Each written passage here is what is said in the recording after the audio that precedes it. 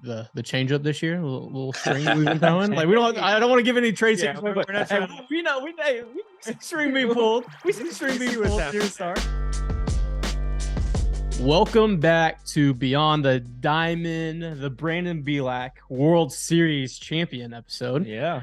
Brandon, thanks for jumping on all the way out in LA before you start the second half. Yeah, I appreciate you guys reaching out. I know we tried to get together back in spring training, but it didn't work out. But I'm happy to be back. Yeah. How's it been, dude? I mean, look, World Series champion. You guys played in November. Then you obviously turn around and have spring training. It's a whirlwind. Has it like settled? Like you'll always have a ring like for the rest of your life? I was gonna ask you, do you have the ring with you? Do you just like bring it around everywhere? Because I would have that ring in my bag, my go bag. Yeah, and I don't bring it with me everywhere. I got that thing locked up. Only bring it out on special occasions. This offseason, I did a speech for Fairleigh Dickinson University with the baseball program there, and a lot of Yankee fans. So I was definitely wearing my ALCS ring from the year before for that. Hell yeah. Just rub it in a little bit. That's but awesome. yeah, man, lived it up in the off season, but I mean, you're only able to take like 2 weeks off, and just like you guys said, the off season's even shorter than normal when you go to Game 6 in the World Series, and you know, take them 2 weeks off and get right back on the grind to do it all over again. Today's episode and interview is brought to you by Big City Wings. Big City Wings, Houston's wing joint, Apollo's wing joint, winner of the Golden Fork Award. 13 locations. You could find that one nearest you at bigcitywings.com. Specials going on throughout the week. Some of the best 2-for deals, best burger on Wednesday deals. They love us. We love them. And thank you so very much for being a powered, sponsored episode by Big City Wings. Yep. Back to the show.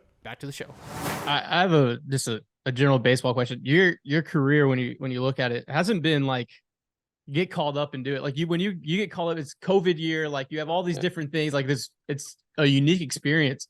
Can we rewind back to that of just like that initial call up and then all the things you have to go through of like that bubble and that season? For sure, man. I mean, I feel bad for my family, honestly. Like that was probably the number one thing that hurt the most. Like with my family, my now wife couldn't be there for it. But that was probably the number one thing that hurt the most. But we had summer camp going in. I was the only guy working out at Minute Maid Park as non-40 man guy. Ended up not making the team. So then I went to I don't even know what they're calling it, but it was in Corpus Christi. I was there for 1 day. Yeah, it was like a weird taxi camp. Spring taxi camp. I was there for 1 day, and then the news came out about JV, and I got the call up for JV, and never looked back since. Hell yeah! I mean, like for the rest of your life, obviously you're a major league pitcher, but that initial call, like was it Dusty? Who was it? It was actually Bill Murphy. Like dog Murph. I think it was pretty fitting because like he was my first pitching coach when I first got to the Astros organization. Oh yeah, I had him. He was lower in the organization at that time. Yeah, he was the short season coach for the Tri-City Valley Cats. Wow. And then I had him again in Double-A, and then he was the pitching coordinator after that. So, and we got that New Jersey connection as well. So I thought it was pretty fitting for him to give me the call to say I was getting called up. Yeah, that's sick. That's awesome. So sick. What going into the season, obviously, your name's been called on, thrust upon. You're in the roto. You're grinding it out. Is there like this? Pull the curtains back a little bit, like having France and Blanco, guys you played with and come up. Is it just been like, hey, I'm with my boys? It's not like a different experience, but like you're like, hey, I'm with my boys in the trenches and we're going. Yeah, man. I mean, obviously it sucks to have all these guys go down this year. But it's even better to see like guys stepping up to the plate and being that next man mentality. But it's pretty awesome to see like everybody's getting their opportunity and taking it and running with it. Like JP, Hunter, Blanco. I mean, even myself, honestly, just been grinding for this spot in the rotation for 4 years now. So it's been pretty awesome to see what the guys are doing. Yeah, is that has that having them there? Do you think that's helped elevate y'all's game all together, because we posted a thing about, we looked at everybody's rookie stats, and obviously you're not even included in that, and yours would even make it better. Like all these young guys, these young guns have just been like shelling. I think like a 3.6 ERA, like all together with all the rookie pitchers, and it's like, wow, that's unbelievable. I think there's a great blend of, you got the veteran guys and you also got the rookies and the young guys on the team. You got Maldonado leading the pitching staff once again, with Diaz back there as well, and Salazar when he was here. But being able to learn from Framber and even Lance when he's around, I think they just bring out so much knowledge and able to teach us so many different things to how to go about things on a daily basis. And also me, JP, and Hunter, just throwing ideas at each other and talking to Josh Miller and Murphy about just how you can make adjustments on a daily basis. So it's been pretty special. I don't want to. We don't have to go into it, but I just want to say the changeup this year, little string we've been throwing. Like I don't want to give any trade secrets, but we know we see the string being pulled. We see the string being pulled near the start. Hey, love that. My brother and cousin, man, they every outing they text me like, loving the changeup, dude. Just keep throwing that thing.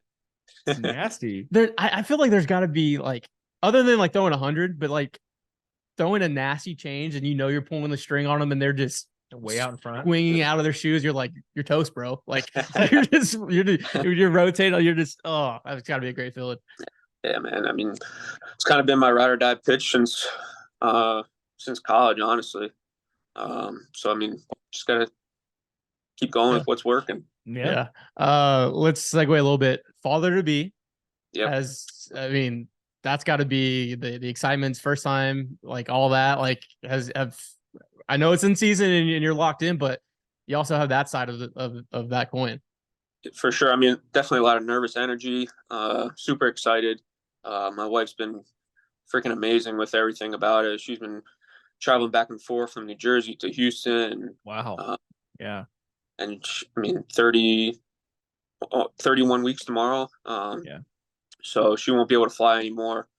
But she's back in New Jersey, and just being amazing through this whole process. Cause I mean, I can only imagine how tough it is to be carrying another person on yourself for so many weeks. And, so is she going to stay in New Jersey? Yeah, we're most likely going to deliver in New Jersey since we have all of our family there. Yeah. Cause I know, like, once the baby's born and everything, I'm going to be gone for a long time, like on road trips, and not at the house for as long as possible.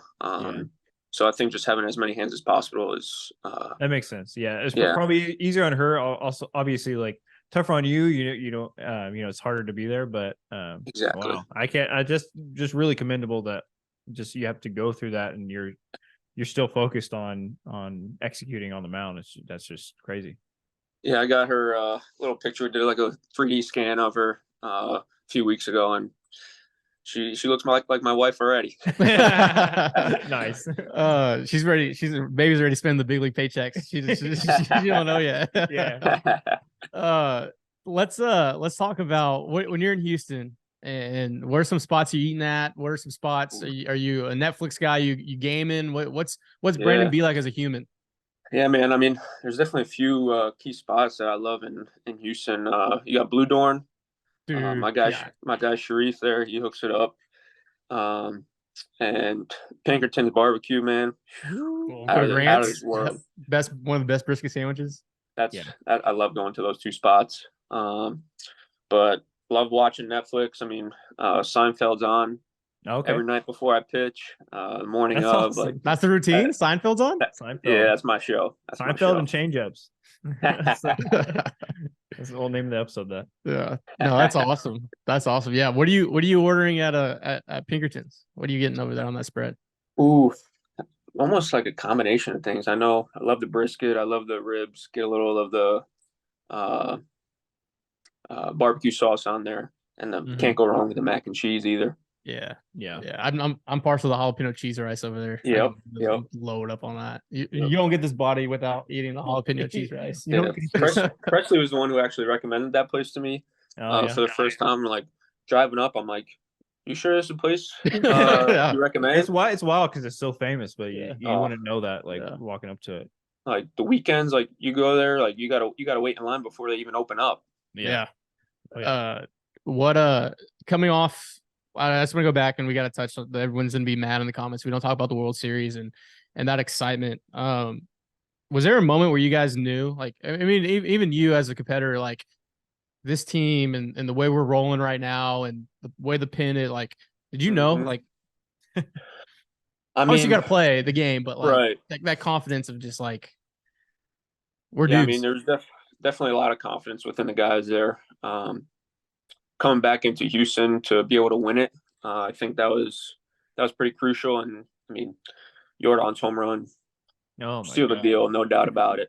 Oh, the out of body experience in the stadium. Like I feel like everybody there just I amazing. don't know if I'll ever experience something like that ever again. Yeah. To be honest, because that was incredible. I mean, to go over to batter's eye. Yeah. Oh my God. They say 450, but that's bullshit. That was it's five. bullshit. That was No 550, shot, bro. like That was- easily. That thing is launched. I was like, I know the Statcast here is new, but like I think we need to re-update the system because that was fine. Like to get it up over the batter's eye is insane. Yeah. And Alvarado's only, nasty. yeah, He's so he's nasty. throwing 100-mile-an-hour sinkers coming in on your hands. Coming out of here. Yeah. And you can break off that slider off of that too. Yeah. Exactly. You gotta guess right. I mean, I can imagine if the hill was still out there in center field, what that would look like, dude. It might have hit off the flagpole that was in play. How's it been? Obviously you've been up and down but the emergence of all the new rules, the pitch clock and everything that goes with it, you've been accustomed to it, but obviously there's a learning curve for the guys. How's that been? How do you navigate, work through that? Because it feels like a lot of teams this year, if 4 or 5 singles in a row, you don't really have an opportunity to like collect yourself. Like it almost feels like you're playing a video game at some points. Mm-hmm.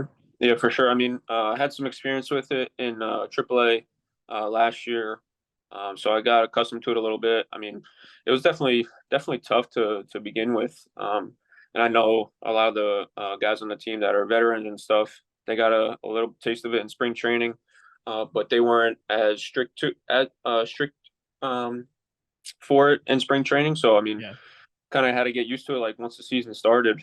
But yeah, like you mentioned, like 4 couple hits in a row, you got to use your mound visits wisely, and take every second possible that you can. Most stadiums have the pitch clock visible in your peripherals right behind home plate. So like you gotta know how many seconds are coming down to the wire, and if you and the catcher can't get on the same page, that's probably the biggest downfall of the pitch clock, because like you pretty much got to throw the last pitch that they put down, or in the pitch com as nowadays. But that's probably the hardest thing about the pitch clock is making sure you get the right pitch within the right time. Yeah, as a lot of the process, like trusting your game plan going in, like between you and whoever's catching that day, like because those opportunities could pop up second and third, and that last call could be like, oh shit, like we got to execute. Yeah, exactly. And I think we're having more conversations in between innings with the pitching coach and the catchers to make sure we're on the same page before we go out there.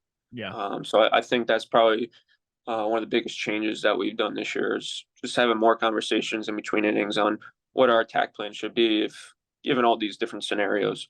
Are you getting a cue at all from the catcher or coach, or is anybody giving you a cue when, hey, you got 3 seconds left, like you got to get something off here, or is it all just you seeing that in your peripherals and time it? Moldy or Diaz, I mean, they give us a little sign like, hey, we got to go, it's time to go. Yeah. But at the same time, it's mostly on the pitcher to make sure you're on time. Yeah. Wow. Have you been upping your did you up your cardio this off season to like just have that breath control when you had that long inning? For sure. And I mean, Framber being the ace that he is, like he talked to me a little bit about, hey, like maybe we should do a little bit more running here and there to make sure we're conditioned to go deep into our games, 6 or 7 innings, even 8 innings. So he definitely had a big part of it. And Dusty also mentioned it too. So wow, yeah, conditioning is definitely a big part of it. When you're rolling, and I think anyone that's played at any level, when you get that confidence, and it's something that's not an Excel sheet, I've seen it just as a fan, seeing you build off starts. How do you keep that, one, that juice, but two, grounded as well? Because when you get rolling, and it could go the other way as well with sports, like when you're like, man, I'm just finding gloves when I'm hitting, or I really executed a good pitch and he put a barrel on it. How do you ground yourself just as an athlete, and all the people that are watching or listening that are playing high school ball, travel ball, whatever? How do you tell them to like ground yourself in those moments? Yeah, man. Like, I like just thinking like, hey, the day after you pitch, whether it's a gem or you get hit around a little bit, like nobody should ever tell like how your game went the day before. Like you got a few hours a night at the night of the game, or but that next day or that night you go back to your family, and enjoy the time with them, and just like be a normal person. Honestly, Yeah. like obviously the game's a business and it's our life, but at the same time we're playing a kid's game for our job, and um, that's honestly what it is. Like this, you're gonna fail more than you succeed in this game, and Yeah. that's probably the hardest part about it. And going into that, you got to know that, Yeah. like you're not always gonna succeed, but there's things that you can do off the field to help you build that confidence on a daily basis to get back out there and do the job that you need to do. At Notre Dame, did y'all have like the advanced stats? It feels like every program now has like a track man and all the bells and whistles. But did y'all have any of that when you were at Notre Dame in 17? No, man. Like the place I work out in New Jersey, a bunch of college guys work out there, and they're coming in and showing me like a database that they have nowadays. I was like, God damn, I wish I had this when I was in college. It's crazy like, how quickly it advanced. Like they're pulling up video of a guy and getting their scouting report of him, and I'm like, damn, you guys are lucky right now. Yeah. What are they pulling up in a Maserati too with all that NIL money? Yeah, seriously. It's a Wild West. Oh, yeah. I have a question. Who on the team now, whose pitch would you most want to add to your arsenal? Whose pitch is the nastiest that you would love? Damn, that's a tough one.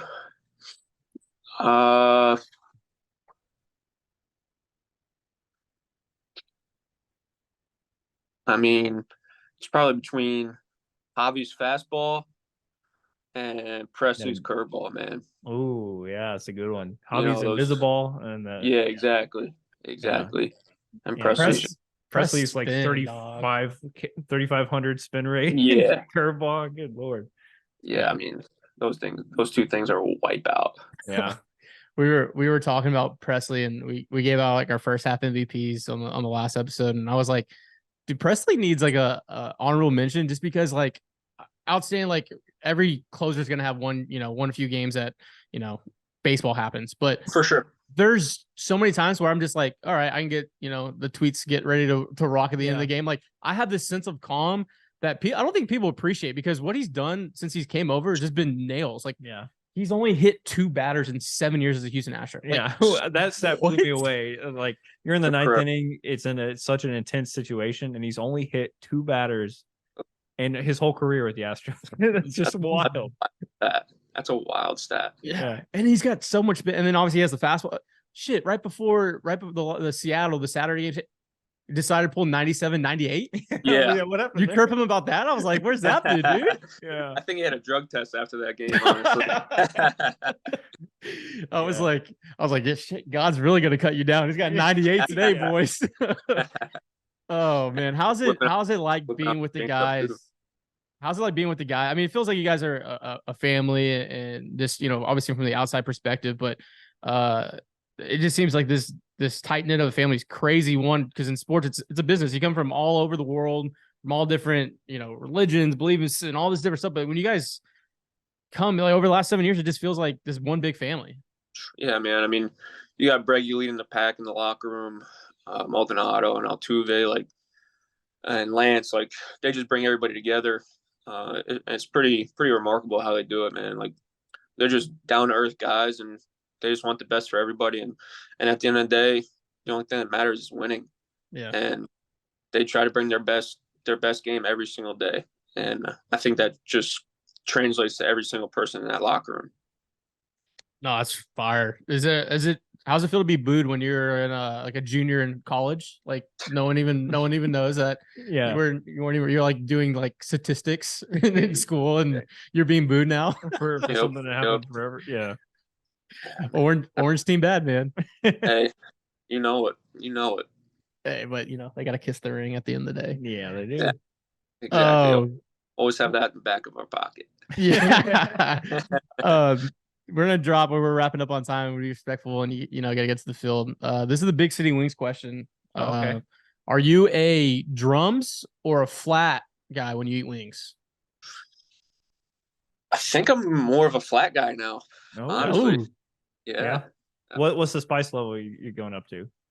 Or the type up you to like? I mean 10 being the hottest. I mean probably a 5 or 6, honestly, nothing too crazy. That's fine. That's fine. That's like that's you. No, I'm like a 2. Yeah. I can't. I'm a 1. I can't handle it at all. Oh man, Brandon, I don't. You have any more questions? I'm no. I was gonna. I think you're probably lined up next to pitch in Colorado. Yep. Is that is somewhere with that altitude? Is that an extra cardio like you prepare for with the altitude and just how it goes there? Definitely. I mean, it sucks because we're only there for 2 days or 3 days technically, I guess, because we got the off day. But it takes like 2 or 3 days to adjust to the altitude. Yeah. But our nutritionist is giving us supplements and stuff to help with that altitude. And I mean, I think the last time I pitched there, it was snowing there, honestly. Oh, we were at the. I was at the game. Me and Lima were at the game. Yeah. Miserable. Yeah. So cold. So cold. Yeah. I think like the only time like the Astros have lost the Rockies like the last 15 years or like those games, I was like, oh yeah, it was 15 degrees. Yeah. It's snowing. It's such a like home field advantage. It's crazy. No, I mean that's it. I would look forward to seeing you continue this over the second half. Yeah. I've been a big proponent of yours. I think your dog. I'll say it. Your dog. Your dog. Yeah, we gave you dog of the week once. Yeah. We owe you like a Starbucks used gift card. You won dog of the week. So like a t-shirt with like a hole in it. Like we'll send it to the stadium. Yeah. That's awesome. But Brandon, thanks for coming on, man. Congrats on a great first half. Excited to see you build off it. The news of being a father, that's awesome. And just thank you for all the support you've always done for us. Yeah. Thank you guys. Keep up the good work. Appreciate it. Thanks, bro. Thank you. All right. Have a good one.